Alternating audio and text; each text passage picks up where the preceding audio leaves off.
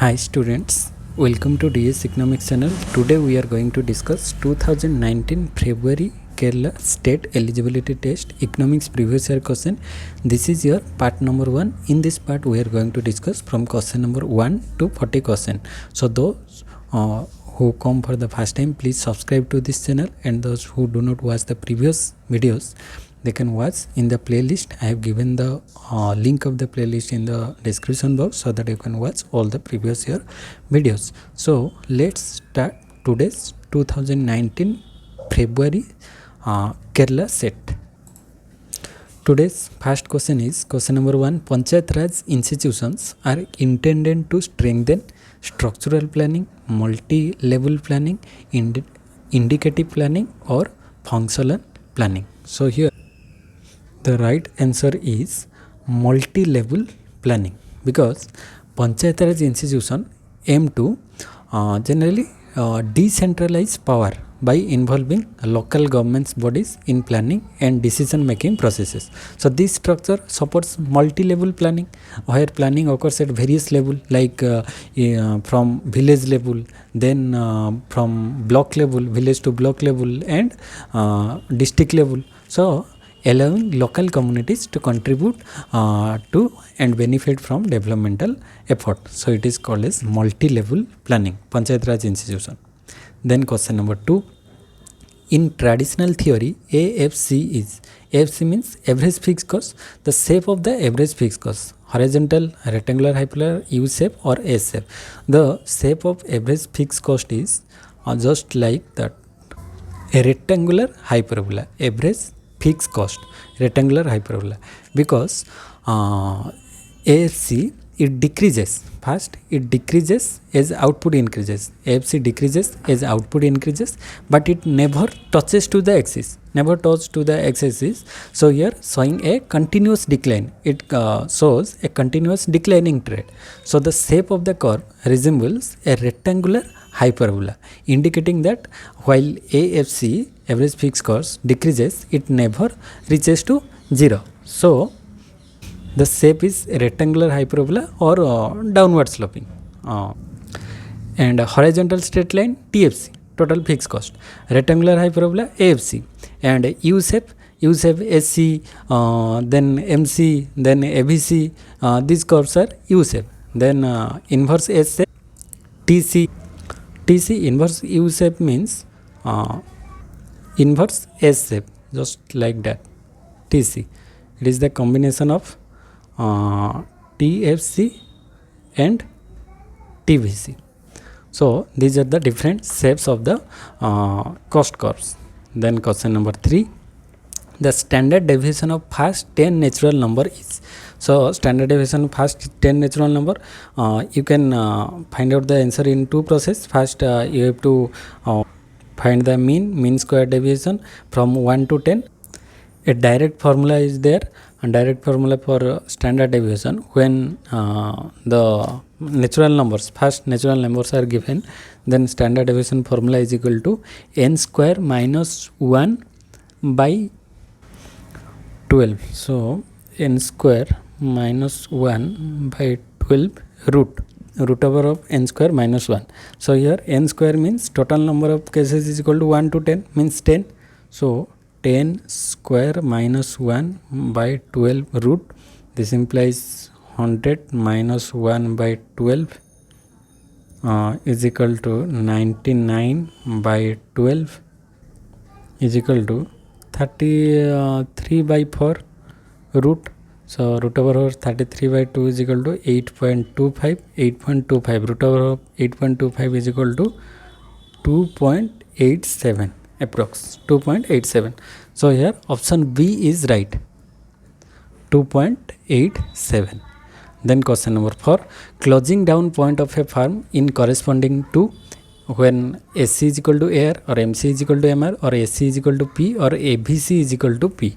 Yes, closing down point for a firm is when AVC, average variable cost, is equal to price, because at this point the farm is covering only its variable cost. Here the farm is covering only its variable cost, but not its fixed cost. So he only cover his variable cost. So if the price falls below ABC, then the farm cannot cover its variable cost. So and it is better to shut down in the short run. So it is the shutdown point when price is equal to ABC. So option D is right here. Then question number 5. Levenstein in his critical minimum effort thesis treats population as a factor that is income generating, income depressing, investment generating or saving generating. So population, according to critical minimum effort, population as a factor that is income depressing. Population is income depressing. Option B is right here, because Levenstein argued that a high rate of population growth in underdeveloped economies could depress income level by creating pressures on resources, thus hindering economic development unless a critical minimum effort is applied to stimulate growth. So here population is a income depressing factor according to critical minimum effort thesis by Levenstein. Then question number 6. Equality in taxation can be be achieved by applying the principle of equal absolute sacrifice, equal proportional sacrifice, equal marginal sacrifice or equal progressive sacrifice. Equality in taxation can be achieved by equal marginal sacrifice. Option C is right, because equal marginal sacrifice it aims to distribute the tax burden in such a way that the marginal sacrifice means it is the additional sacrifice from the paying more taxes. It is called marginal sacrifice. So it aims to distribute the tax burden in such a way that the marginal sacrifice is equal for all taxpayer. Here marginal sacrifice for all taxpayer are equal. So this is seen as a fair approach because it minimizes the total sacrifice across individual and promoting equality in taxation. So it is you can say equality in taxation can best be achieved by equal marginal sacrifice. Then question number 7. List 1 book and list 2 authors. So first book is the New Industrial Estate. New Industrial Estate given by 𝙁𝙍𝙀𝙀 𝙁𝙍𝙀𝙀. Then History of Economic Analysis. History of Economic Analysis Schumpeter, Joseph S. Schumpeter. Then Economic Theory and Operational Analysis. Economic Theory Operational Analysis W.J. Baumol. Then last one, Principles of Political Economy. Principle of Political Economy given by J.S. Mill. So right option is A for B3C1. A for B3C1 D2. Option B. Then question number 8. Capability approach is coined with Amartya Sen. Capability approach given by Amartya Sen. So right option is option C. Then question 9. In state preference theory, linear indifference curve shows. In state preference theory, linear indifference curve shows risk aversion, risk preference, zero risk aversion, absolute risk aversion. So right option is zero risk aversion. In state preference theory, linear indifference curve shows zero risk aversion. It means this is because a linear indifference curve implies that the decision maker is indifferent to the level of risks. Here decision maker is indifferent to the level of risks. So it reflects a constant trade-off between different states of the world. So here zero risk aversion occur. Then question 10. In which of the following areas that Chamberlain has made unique contribution? Chamberlain: sunk cost, selling cost, advertising cost, social cost. So Chamberlain contribution to the selling cost. In selling cost, Chamberlain given his contribution in selling cost. Then 11. Profit of the government resulting from printing or minting of money is known as. So profit of the government from printing of money, it is known as seigniorage. It is known as seigniorage. Option D is right here. Then question number 12. The rural population in India as per 2011 census is dash crores. rural population in 2011 was 83.37% rural. Then question number 13, the term classical economist was first used in economics by Karl Marx, Adam Smith, Ricardo, Malthus. These all are classical economists, but who given the concept term classical economist? Classical economist concept given by Karl Marx, because Karl Marx used this term to describe the economic theories developed by earlier economists such as Adam Smith, David Ricardo, Malthus. So Karl Marx says the earlier economist time period as classical economist. Then question number 14, Keynes' consumption function is linear proportional, non-linear, non-proportional, linear, non-proportional, or non-linear and proportional. Keynes' consumption function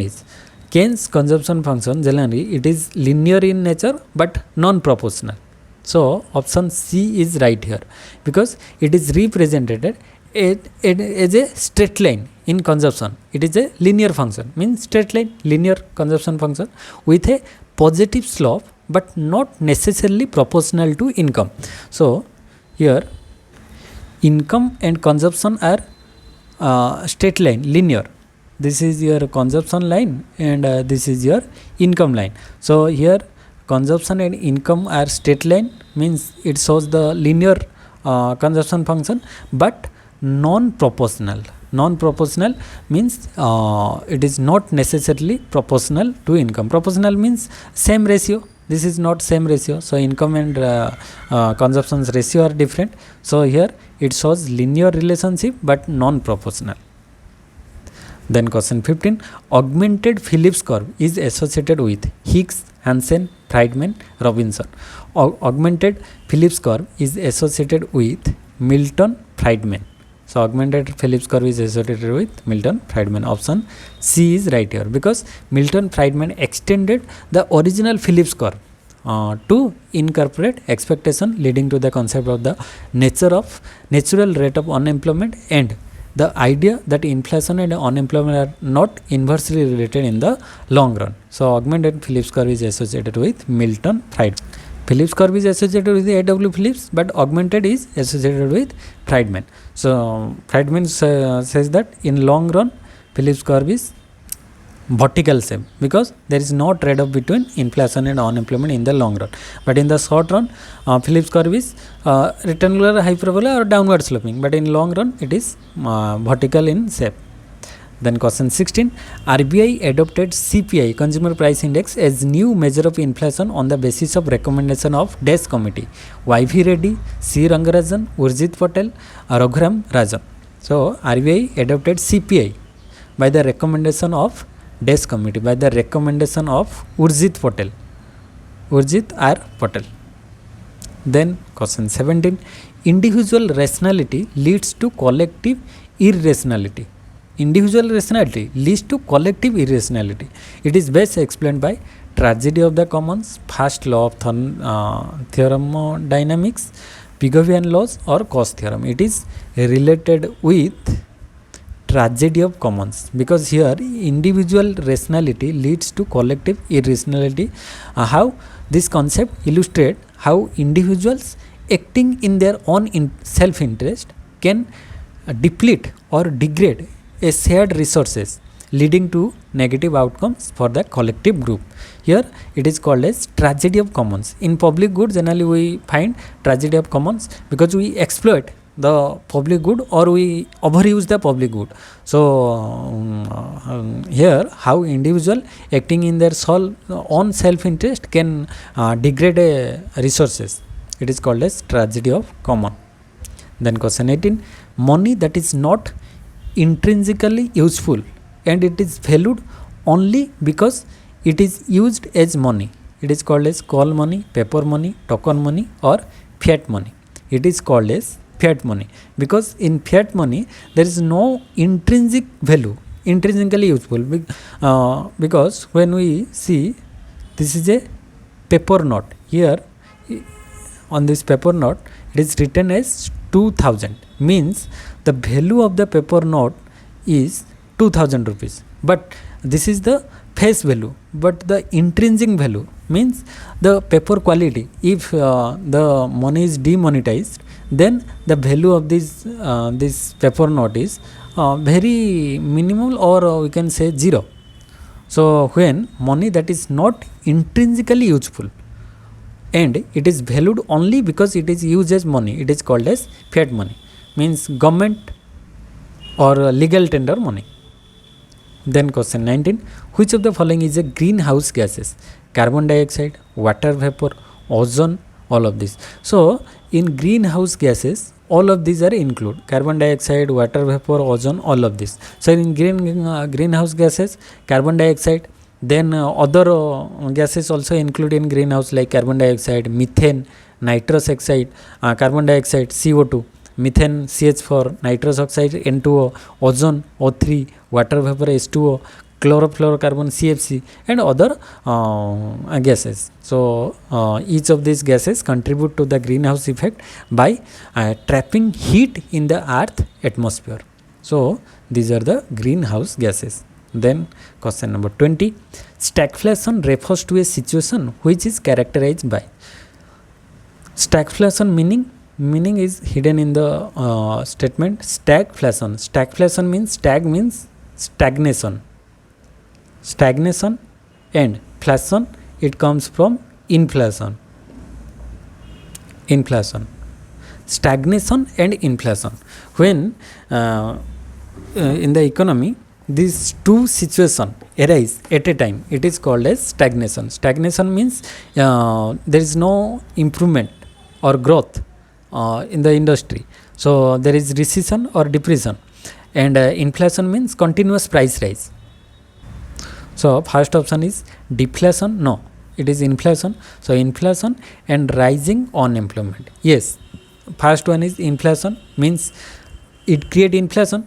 In stagflation means there is inflation with rising unemployment. Inflation with unemployment rise, because the economy is stagnant. Here the labor, they do not get any kind of work with his, when the ability and willingness is there, but they do not get any kind of work, it is called as unemployment. So at the time of stagnation, they are unemployed. So at the same time inflation occurred and rising unemployment. So these two situations called as stagflation. Then question 21, what is the HDI value of India in Human Development Index 2017? This is the old data. Now in 2014, question may ask what is the value of HDI in 2014 according to 2013-14 data, HDI value. Now the HDI value is 0.644.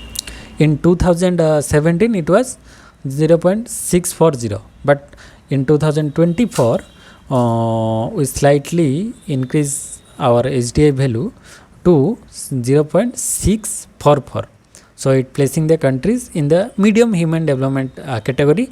So India rank 134th rank out of 193 countries on the global HDI list. So according to 2024 data, India's rank is 134th out of 193 countries, and India's HDI value is 0.644.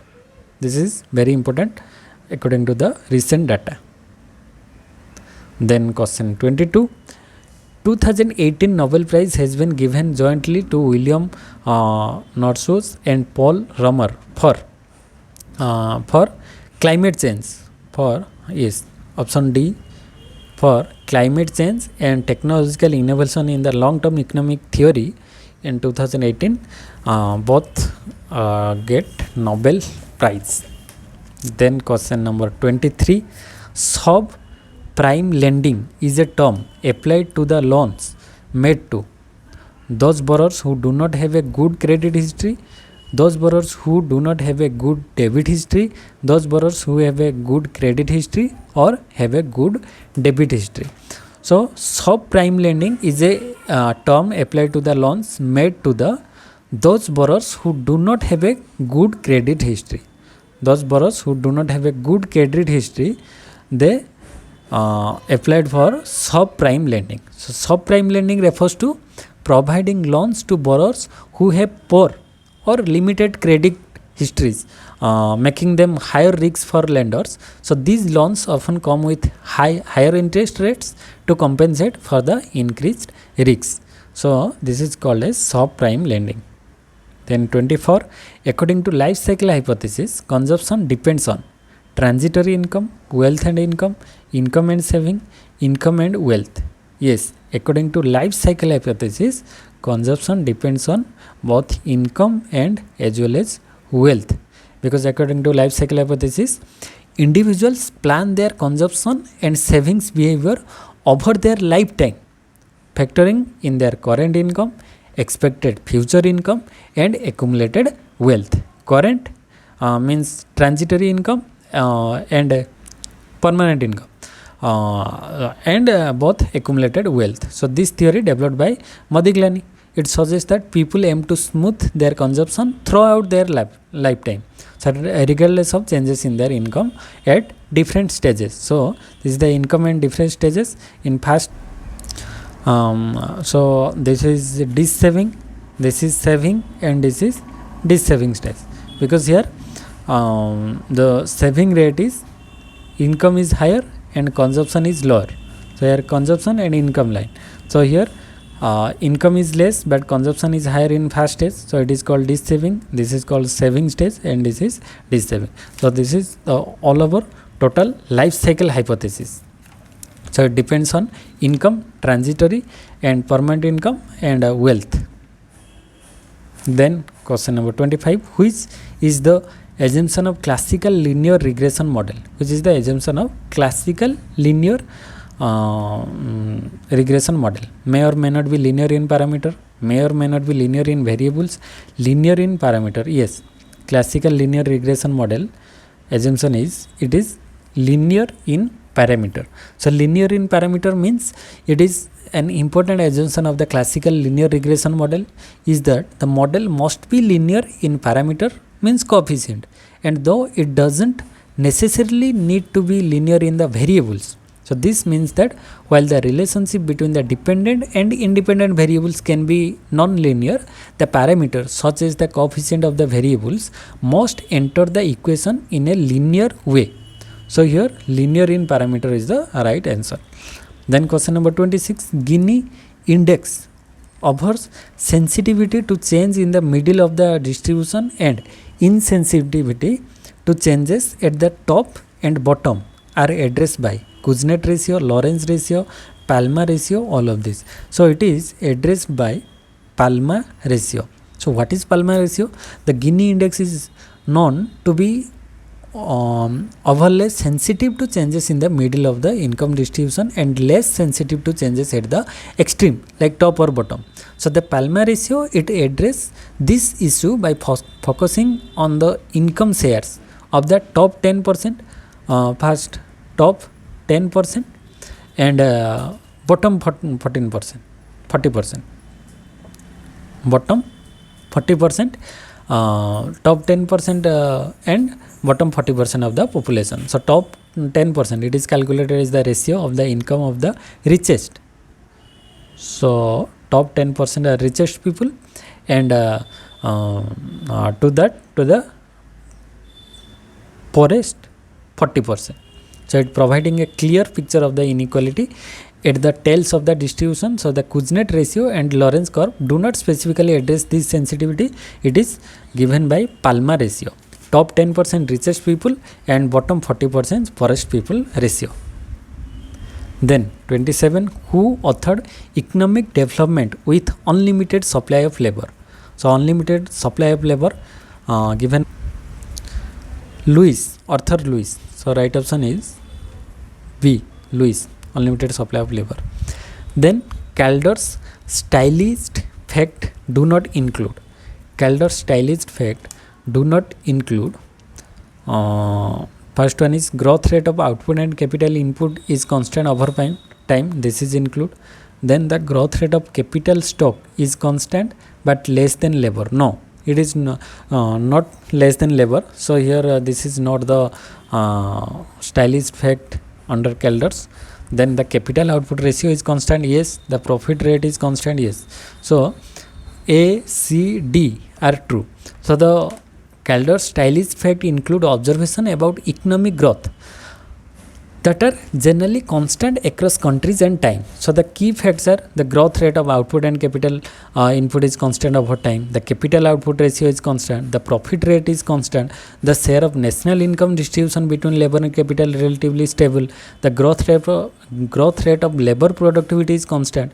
So these are the assumptions of Calders stylish fact. But however, the growth rate of capital stock is constant but less than labor is not one of the Calders original stylish fact. So this is incorrect. So here right option is option number B. Then question number 29, the proportion of child population 0 to 14 and working age population 15 to 19 in Kerala as per 2011 census, it was 23% and 64% respectively. So child population 23% in 2011 and 15 to 19 working age population 64%. Then question number 30, the Burdun's law shows, the Burdun's law shows, what is shows? It shows the positive relationship between the growth of output and the growth of productivity. So option B is right. Burdun's law shows positive relationship between growth of output and growth of productivity. When growth of productivity increases, output increases. So it creates the positive relation between these two. Because Burdun's law suggests that there is a positive relationship between the growth of output and growth of productivity. It indicates that as the rate of output growth increases, productivity tends to increase as well. So due to increasing return to scale, particularly in manufacturing industries, this is often attributed to factors such as learning by doing, technological advancement, economies of scale. So this for this reason, when output increases, productivity also increases. So option B is right here. Then question number 31, the ratio of the total physical quantities of imports to the total physical quantity of export of a given country is called commodity terms of trade, income terms of trade, gross barter terms of trade, or double factorial terms of trade. So it is called as gross barter terms of trade, the ratio of export to import. It is called as gross barter terms of trade because yes, it is the ratio of physical quantities of import to the physical quantities of export. Then question number 32, Keynes theory of involuntary unemployment is based on deficiency of aggregate demand, price flexibility, money wage rigidity. First, Keynes theory of involuntary unemployment is based on deficiency of aggregate demand. Yes, it is based on deficiency of aggregate demand because Keynes argued that involuntary unemployment arises when there is insufficient aggregate demand in the economy. In such a scenario, firms reduce output and lay off workers even though workers are willing to work at the prevailing wage rate. So it is based on the deficiency of aggregate demand. Then it is based on price flexibility. No, price flexibility, involuntary unemployment is not based on price flexibility. Then money wage rigidity. Money wage rigidity, yes, according to involuntary unemployment by Keynes, it is based on money wage rigidity because Keynes also emphasized that wages are sticky downward, meaning that workers resist cuts in nominal wage. This wage rigidity prevents the labor market from adjusting to reduce unemployment. Then price flexibility, it is not a significant part of the Keynes theory as he believed that prices and wages tend to be rigid in the short run. So in the long run, these are not relevant. Thus, option 1 and 3 are correct components of Keynes theory. 1 and 3 in the option number B. So B is right here.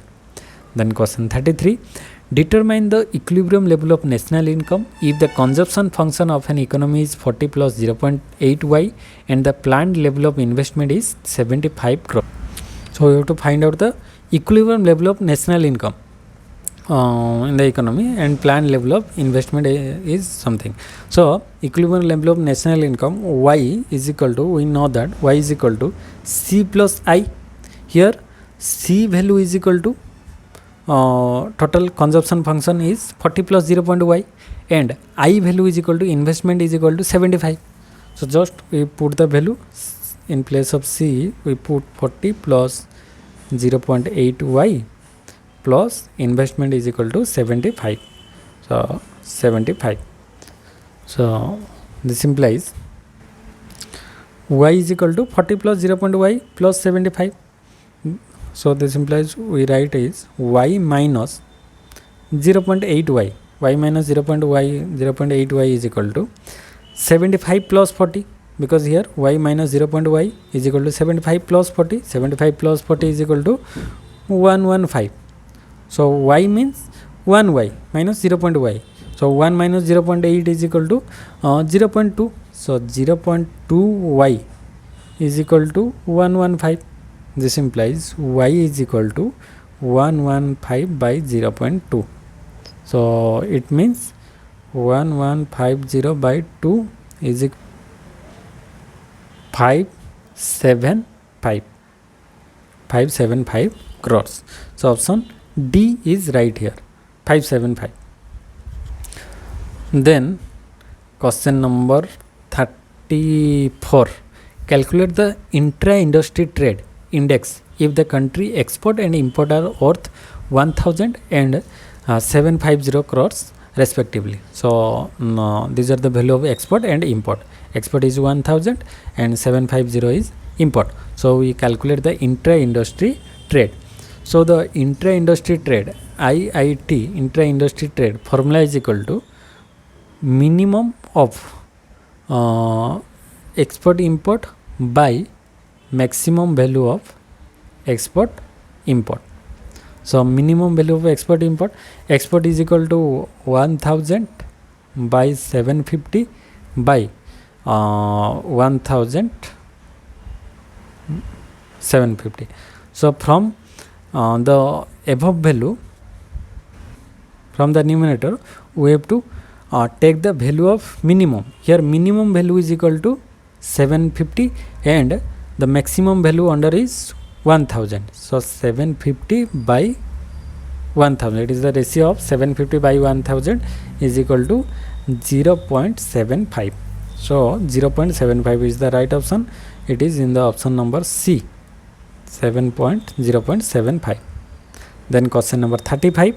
When the Carnot solution is stable, when Carnot solution is stable, first one is each firm supplies 1/3 of the market. Yes, each firm supplies 1/3 of the market in Carnot model at a common price which is lower than the monopoly price. Yes, here in Carnot model it is lower than monopoly price but above the pure competitive price. Yes, this is the right option, because in the Carnot model of oligopoly, firms decide on their output level simultaneously and the resulting market price is determined by the total output supplied. So the Carnot equilibrium typically results in a market price that is higher than the competitive price but lower than the monopoly price. So this is consistent with the Carnot equilibrium, where each firm produces a fraction of the total market output, leading to a market price that is between the competitive and monopoly prices. So here option A is right according to Carnot model. Then question 36. List 1, list 2, 12th Finance Commission, 12th, 13th, 14th, 15th. 12th was C. Rangarajan. Then 13th Vijay Kelkar. Then 14th was Y.V. Reddy. Then present 15th Finance Commission is N.K. Singh, Nandkishore Singh. So A2, B for C1, D3, option B. Then question number 37. According to the golden rule of accumulation, capital accumulation, in a golden age, the per capita consumption is maximized when? By Joan Robinson, golden rule of capital accumulation. The golden rule of accumulation, it formulated within the context of economic growth theory. It states that to maximize per capita consumption in the steady state, the saving rate should be set so that the marginal product of capital equals the growth rate of the population plus the depreciation rate. So, however, in simple terms, the condition for maximizing the per capita consumption is often represented as saving rate is equal to profit rate. So, option A is right here. So, this implies that the optimal saving rate for maximizing per capita consumption is when the rate of saving equals the rate of return on capital or profit rate, which aligns with the broader interpretation of the golden rule in practice. So, when saving rate is equal to profit rate, we achieve golden rule of capital accumulation. Then question number 38. According to Hicks, the technical progress is capital saving if it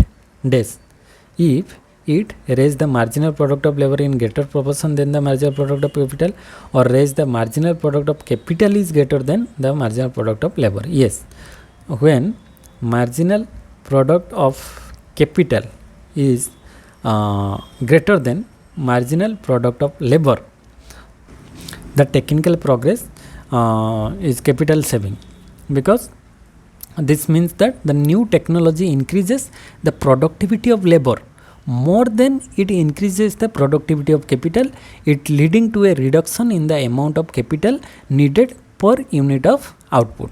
So, option B is right here. Then question number 39. Arrange the following countries in correct descending order of the HDI rank according to 2018 figure. According to 2018, first country is Sri Lanka. So, here option B is right. First HDI country rank is Sri Lanka, then India, Bhutan and Sri Lanka, India, Bhutan, Pakistan. Option B. Then today's last question. If the tariff imposing country raises its level of income and employment at the expense of the exporting country, it is an import substitution effect, beggar the neighbor policy, deadweight loss tariff or optimum tariff. It is called as beggar the neighbor policy. Beggar the neighbor policy means this term describes a situation where one country implements policies like tariff. One country implement tariff to improve its own economic condition while harming other countries' economies. So here one country imposes tariff to improve his condition, not other countries' condition. So it is called as beggar the neighbor policy. So this is all about for the today's session. I hope you get some knowledge from this video. If you are benefited from this video, please like the video and also comment in the comment section if you have any doubt. I will try to rectify the answer. And those who come for the first time, please subscribe to this channel. And those who do not watch the previous videos, you can watch the previous videos in one playlist. I have given the link of the playlist in the description box so that you all watch the videos, total Kerala set videos. So in the next part, we are going to discuss from part 2, question number 41 to 80. So this is all about for the today's session. Thank you all. Jai Jagannath.